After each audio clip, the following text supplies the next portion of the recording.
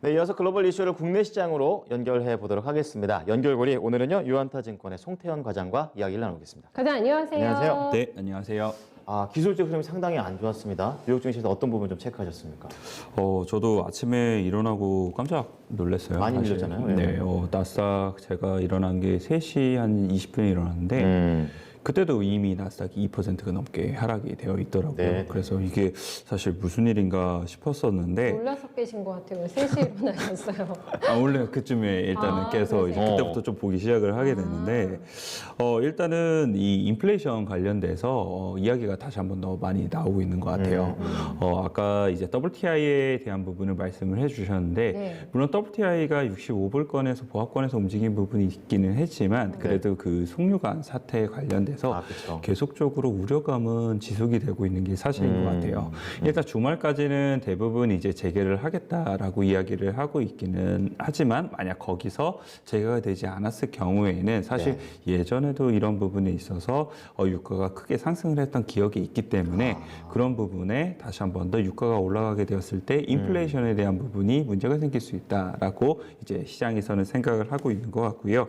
ING에서는 이제 송유관 차질이 오래되면 오래될수록 정제 상품 가격은 계속적으로 오르게 될 것이다라고 이야기를 하고 있습니다. 그리고 이제 차질이 만약 지속되게 되면은 동부 연안 같은 경우에는 이제 유럽에서 수로로 이제 화물을 운송하는 방법으로 이제 이러한 이 원유를 조달을 하게 될 것이다라고 이야기를 하게 되는데요. 차선책 얘기가 나오고 아무래도 이제 계속적으로 이런 부분이 재개가 되면은 상관이 없기는 하겠지만 재개가 안 됐을 경우에도 사실 생각을 해야 되는 부분이 필요하잖아요. 네. 그래서 이제 이 유로에서 이제 이 배 선박을 통해서 이제 가져오는 방법 이런 방법을 생각을 하고 있다라고 보시면 될 것 같습니다. 네. 관련돼서 어쨌거나 만약 이런 부분이 지속이 되게 되었을 경우에 결국 유가가 상승을 하게 되고 인플레이션이 될 수 있다라고 보시면 될 것 같고요. 그 관련돼서 이 정유주들이 이 시작할 때까지만 하더라도 강하게 시작을 하게 됐어요. 그래서 1, 2%건 다 상승을 하면서 시작을 하게 됐는데 물론 끝날 때에는 이런 부분이 다소 다 밀리게 되면서 다 음봉이 뜨기는 했었거든요. 그래서 원유 관련돼서는 그래도 우려감은 계속적으로 좀 주고 있는 부분이고 인플레이션에 대한 부분을 더욱더 주고 있다라고 보시면 될 것 같고요. 뉴욕 연은에서 하나의 발표가 나왔던 부분이 있었었는데요. 소비자 기대 조사 결과를 이제 발표를 하게 됐는데 향후 이제 1년 인플레이션 기대가 3.4%로 3월달에 3.2%였었거든요.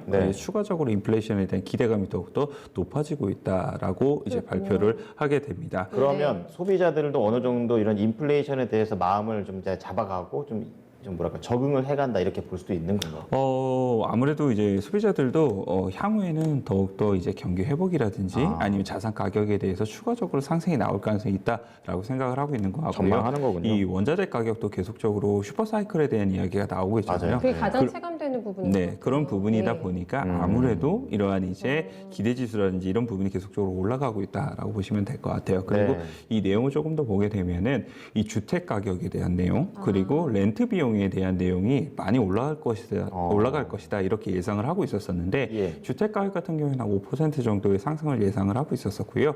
렌트 비용 같은 경우에는 거의 10%에 가까운 이제 상승세가 나오게 될 것이다라고 이야기를 했던 부분이 있었습니다. 그렇군요. 네, 그렇게 되다 보니까 이제 인플레이션에 대한 게 어제 시장에서 일단 어느 정도 화두가 나오게 되고 이에 따라서 10년 국채 금리가 다시 한 번 더 올라가게 돼요. 1.6까지 다시 올라가게 되는 모습이 나오게 되면서 금리에 대한 부분을 다시 한 번 더 건드리게 되고 전반적으로 나스닥 시장이 안 좋아지게 됐다라고 보시면 될 것 같은데 또 여기에 골드만삭스가 또 한 가지 이야기를 하게 되는데요.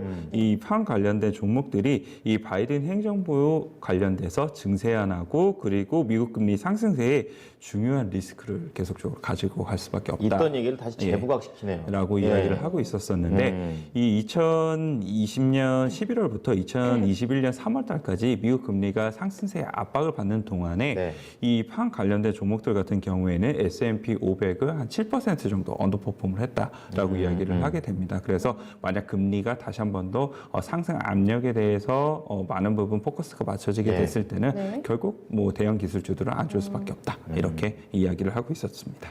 워런 버핏 같은 경우에도 미국 경제에 대해서 레드핫 상태다라는 판단을 내놨더라고요. 그만큼 과열권에 이제 있다라는 부분들, 인플레가 생각보다는 많이 올라갈 수 있다라는 점을 경고를 계속하고 하고 있는 상황이기 때문에 막상 저희가 주 후반에 요 좀 결과치를 확인하고서는 얼마나 또 시장이 움직이게 될까, 반응을 좀 크게 할까, 약간의 지금 여운이 있는 상태잖아요. 좀 약간 예열되고 있는 느낌이라 가지고 생각보다 인플레 많이 올라가게 되면 시장 반응 어떻겠습니까? 뭐 이런 부분이 계속적으로 반영이 되고 있다라고 저도 생각을 하고 있는 부분이 있고요. 사실 말씀을 하신 것처럼 인플레에 대한 부분이 이번 주에 발표가 되는 부분이 있잖아요. 네. 사실 인플레 관련돼서는 지난 10년간은 거의 그냥 수치를 그냥 확인하는 정도의 수준이었었는데 요 근래 처음으로 인플레에 대한 이제 걱정을 하기 시작을 하게 되고 네. 말씀하신 것처럼 과열이라든지 이런 부분이 계속적으로 이야기가 나오고 있기 때문에 만약 인플레에 대한 부분이 조금 더 수치는 아무래도 더 올라가기는 하겠죠. 그런 점에서 생각을 해보게 되었을 때에는 뭐 계속적으로 이제 통화 정책에 대한 변화 가능성이라든지 이런 네. 부분에 따라서 대형 기술주들이 조금은 변동성이 더 생길 수 있는 여지는 있다라고 보시면 될 것 같고요. 그렇다고 해서 시장 전반적으로 추세가 전환이 되면서 약세 시장으로 전환이 되느냐 그것까지는 가지는 않고 그렇군요. 계속적으로 이러한 이제 기술주들 같은 경우에는 변동성에서 한번 하락을 하게 되고 네. 그리고 다시 이제 다시 시간을 갖게 되면서 다시 또 반등이 나오게 되는 이러한 이제 그림 자체가 계속적으로 이어질 가능성은 있다라고 보시면 될 것 같고요. 네. 그 전까지는 경기 민감주가 추세적으로 움직일 가능성이 상당히 높아 보인다라고 말씀을 드릴 수 있을 것 같습니다. 네, 어제하고 저희가 오늘 나누는 대화가 너무 다르잖아요. 그러게요. 고용지표 결과 확인하고서는 이제 연준에서 이렇다하게 뭐 걱정거리 던져주지 않겠다 이렇게 생각을 했는데 고용지표하고 인플레가 너무 차이가 지금 많이 나지 않습니까? 두 가지가 중요한 어떤 판단 기준이 될 것 같은데 간극이 벌어지고 있다는 거는 어떻게 봐야 되겠습니까? 사실 고용지표 같은 경우에는 지금 시장에서는 일시적인 부분이 상당히 많을 것이다라고 계속 얘기를 하고 자발적인 있어요. 실업을 선택한 사람이 뭐 많아가지고 아무래도 그런 부분에 대한 이야기가 많이 나오고 있고요. 예. 뭐 일각에서는 당연히 이런 이제 실업 수당에 대해서 관여된 바가 없다라고 이야기를 하고 있기는 하지만 네. 뭐 상식적인 부분을 생각을 해보게 되었을 때에는 사실 390만 원을 월 수입으로 받게 되었을 경우에 일 안 해도. 굳이 예. 일을 적극적으로 나서서 할 필요가 있었을까 이런 부분을 생각을 해보게 되었을 때 고용에 대한 부분이 뭐 4월달에 일부 깨지기는 했었지만 5월달에도 과연 이럴까에 대한 부분에 있어서는 그렇게 확률은 높지 않다라고 많이 좀 생각을 하고 일시적인 영향이 있는 것 많다고. 같아요. 그래서 결국은 고용 같은 경우에는 다시 따라붙게 될 가능성이 높게 될 거고 결국 인플레와 고용이 둘 다 호조를 보이게 되었을 경우에는 통화 네네. 정책에 대한 부분이 이 변화가 될 수밖에 없다. 이렇게 지금 시장에서 생각하고 있는 것 같습니다. 네, 자 인플레이션과 관련된 내용을 한번 정리를 쭉 해봤고요. 네. 그리고 또 시장의 가장 특징이었던 게 방금 전에도 이제 말씀해 주셨다시피 이제 기술주의 급락이 될 텐데 네. 이 부분 좀 더 좀 자세하게 좀 보도록 하겠습니다. 네, 나스닥 급락 폭이 좀 컸어요. 나스닥이 사실 2.5% 정도 이제 하락을 하게 되면서 네. 전반적으로 이제 기술 느낌이 나는 성장주의 느낌이 나는 종목들은 대부분 이제 하락폭이 커졌다라고 보시면 될 것 같은데 이 판 관련된 종목들을 말씀을 드리게 되면은 적게는 2%, 제일 적게 빠진 게 구글이네요. 구글이 2.56% 하락을 하게 되고요. 네. 제일 많이 빠진 기업이 이제 페이스북이거든요. 페이스북 같은 경우에 이제 4% 넘게 이제 하락을 하게 되면서 예. 상당 부분 좋지 않았다라고 보시면 될 것 같고요. 뭐 때마침 뭐 이런 이제 전망이 나왔는지는 잘 모르겠지만 시티에서도 페이스북하고 알파벳 관련돼서는 긍정적이지 않은 전망을 내놓는 모습이었어요. 네. 광고 시장 관련돼서 이야기를 했던 부분이 있었었는데 예. 이 광고 시장 관련돼서 성장세가 둔화될 수도 있다라는 이러한 전망이 나왔었는데 그렇군요. 이 투자자들이 이제 경제가 활성화가 되게 되면 이 광고 슬롯 관련돼서 경쟁이 심화가 될 것으로 예상이 되고 있었는데 아직까지는 그런 현상이 보이지 않고 그렇죠. 있다라고 네. 이야기를 하고 네. 있습니다. 네, 네. 그리고 만약 이런 현상이 나오게 된다 하더라도 사실 기고 효과가 워낙 높았기 때문에 생각보다 투자 심리는 안 좋게 될 수가 있다라고 이야기를 하고 있고요. 그런 부분에 있어서 페이스북하고 알파벳 같은 경우에는 주가가 조정을 받을 수 있다라는 부분이 이야기가 같이 나왔던 부분이 그런 게 있었었고요. 나왔군요. 예. 이러한 이제 이 대형 기술주들도 안 좋았었는데 우리나라하고 영향을 많이 미치고 있는 사실 반도체 관련된 기업들의 주가 이 하락폭 자체가 커가지고 저도 좀 놀랬던 부분이 있었었는데 네. 먼저 우선적으로 필라델피아 반도체 지수부터 말씀드리게 되면 4.6% 정도 엄청 밀린 급락이 거죠. 예, 하락이 나오는 모습이었습니다. 그리고 주요 기업으로 보게 되면은 이제 퀄컴 같은 경우에 6%가 넘는 이제 하락이 나오게 되고요. 네. 그리고 마이크론 테크놀로지 같은 경우에도 6%, 그리고 AMD가 3.5%, 그리고 웨스턴 디지털 같은 경우에도 한 4%, 그리고 인텔이 한 3% 정도 이제 하락을 하게 되면서 전반적으로 대부분 안 좋았다라고 보시면 좀 될 것 같은데 네. 왜 이러한 이제 흐름이 나왔느냐라는 부분을 보게 되면은 한 두 가지 정도가 이야기가 나왔던 부분이 있었었는데 먼저 첫 번째는 이제 TSMC 관련된 내용이었습니다. TSMC가 이제 4월 매출액을 이제 발표를 했던 부분이 있었었는데 네. 3월 달보다 매출액이 감소가 하게 됐어요. 월별로도 이렇게 매출액이 나와요. 네, 뭐 대만 같은 TSMC 가? 경우에는 대부분 월별로 다 이제 나와요. 매출액을 발표를 하기 때문에 네. 그런 부분에 있어서 한 13% 정도가 감소가 되었다라고 이야기가 나오게 됐는데 어제 시장에서 ADR은 이제 3.8% 정도 이제 하락이 나오게 됐고요. 그 흐름을 보게 되면은 사실 이제 반도체 기업들 같은 경우에 요즘 주가의 흐름이 지지부진한 게 이 실적에 대한 성장 자체가 다소 지연이 될 수 있고 우려가 생길 수 있다. 이 점이었었어요. 그렇군요. 그 이야기를 조금 더 보게 되었을 경우에 사실 반도체 기업들의 실적을 이제 좌지우지할 수 있는 게 세 가지 요소가 있을 텐데 한 가지는 가격적인 측면, 그리고 한 가지는 이제 얼마나 양이 늘어날 수 있느냐. 세 네. 번째가 이제 비용적인 측면인데 이 가격적인 측면하고 비용적인 측면 같은 경우에는 사실 우호적으로 잘 형성이 되고 있습니다만 네. 이제 이 수량적인 측면에서 보게 되었을 때는 계속적으로 우리가 이야기가 많이 들어왔던 것이 반도체 공급 슈티지 그것 이 때문에. 이야기였었잖아요. 그렇죠. 그 이야기에서 보게 되면은 이 차량용 반도체라든지 네. 아니면은 이제 이 D램 같은 경우에도 D램에서 저가 제품이 뭐 DDR2라든지 DDR3 네. 같은 경우가 부족 현상이 지금 좀 나오고 있다라고 이야기를 하고 있고요.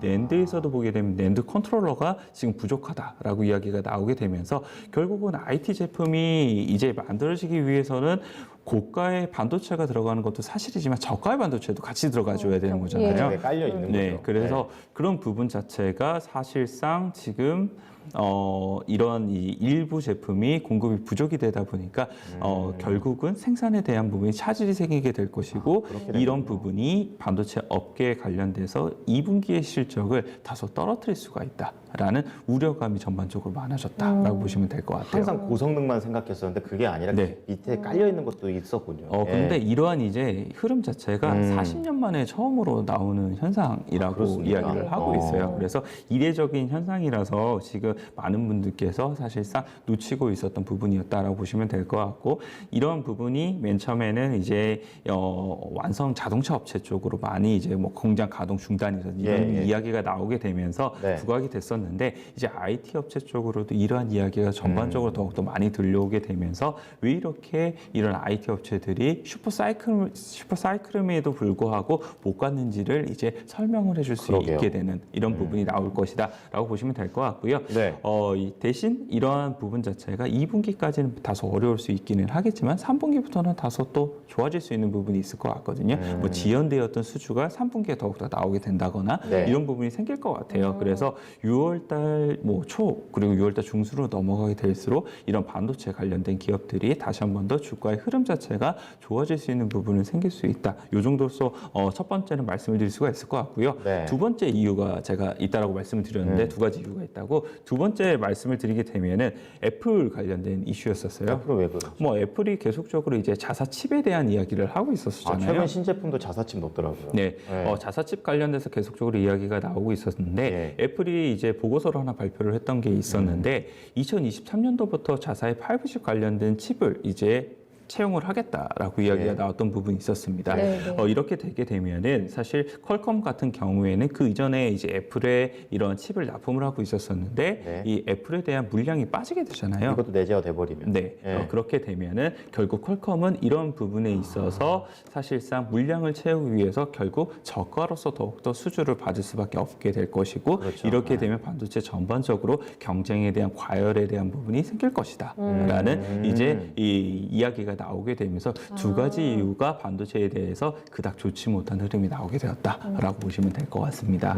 그래서 이런 흐름 자체가 이제 대만 관련돼서 TSMC에 대한 이러한 부분은 어느 정도는 뭐 국내 이제 반도체 관련된 기업들에게 적용이 되지 않았을까라고 좀 생각을 하고 있고요. 오늘 이제 가격에 대한 이제 하락폭 자체를 어느 정도는 소화할 수 있을지가 오늘 사실상 뭐 삼성전자라든지 SK 하이닉스를 사실 어느 정도 누르고 다른 종목들도 올라가게 되면서 일정 지수를 맞출 거라는 생각이 들기는 하는데 네. 어느 정도나 가격에 대한 부분에는 지켜낼 수 있을지를 한번 보셨으면 좋겠다. 이렇게 말씀을 좀 드릴 수가 있을 것 같습니다. 네.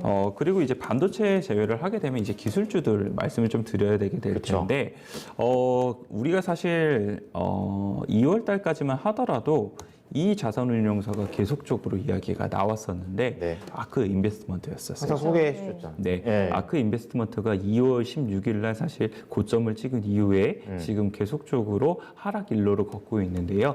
고점 대비 한 35% 정도 이제 하락을 하게 되었고, 완전 추세 이탈로 봐야 되겠어요. 네, 다 어제 빠졌네요. 같은 경우에는 사실 4.8% 정도 하락을 하게 되면서 그닥 좋지 못한 흐름이 나오고 있다라고 보시면 될 텐데, 네. 제가 이 아크 인베스트먼트를 말씀을 드리는 이유는 사실 한 가지인 것 같아요. 아크 인베스트먼트의 ETF에서 계속적으로 투자금이 이탈이 되고 있다라는 부분이었습니다. 통상 여기에는 기술주들이 다 들어가 있는 거죠. 네, 아무래도 네. 계속적으로 성장주 위주, 기술주 위주의 투자를 대표적으로 하고 있는 펀드이기 때문에 이 펀드에서 투자 자금 계속적으로 이탈이 되고 있다는 것은 그렇죠. 예. 그 해당되는 종목에 있어서 계속적으로 물량이 나올 수밖에 없다는 것을 말씀을 드릴 수가 있는 부분일 테고, 네. 수급적으로 기술주가 이런 부분에 있어서도 더욱더 안 좋은 부분이 있을 텐데, 어느 정도나 지금 이제 계속적으로 이 유출이 되고 있느냐에 대한 부분을 말씀을 드리게 되면은, 이제 아크 인베스트먼트 핀테크 이노베이션 ETF 같은 경우에는 지금 11억 달러가 유출이 되었다라고 이야기를 하고 있고요.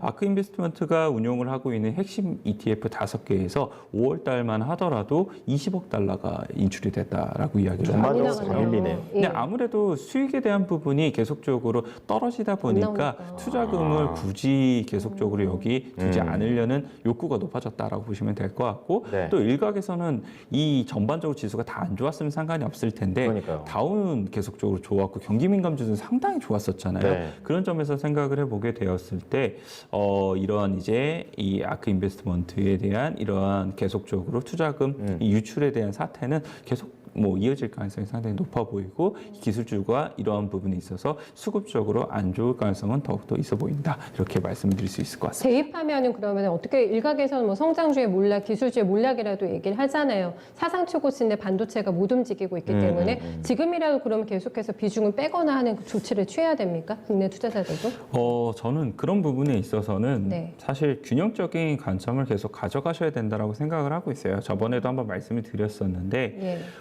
말씀을 드린 것처럼 사실 기술주, 성장주들 같은 경우에 상승의 폭보다는 하락의 폭이 지금 조금 더 강해요. 그래서 비중을 지금 적극적으로 실기에는 많이 어려운 부분이 있다라고 보시면 될 것 예. 같은데, 그렇다고 해서 경기 민감주를 지금 옮겨가느냐 이런 부분을 생각을 해보게 되었을 때에는 이미 철강이라든지 정유라든지 올라갔잖아요. 많이 네. 올라갔던 부분이 있기 때문에 기간적으로도 많이 올라갔어요. 사실 조선이라든지 이런 부분에 있어서 지금 포트폴리오를 대폭적으로 변경을 하게 되면서 움직이기에는 리스크가 상당히 있을 수밖에 네, 없다라고 보시면 될 것 같고, 경기 민감주가 그렇다고 해서 계속적으로 올라가기에는 사이클 산업인 부분이 있기 때문에 네. 어느 정도 한계는 분명히 있을 거고, 네.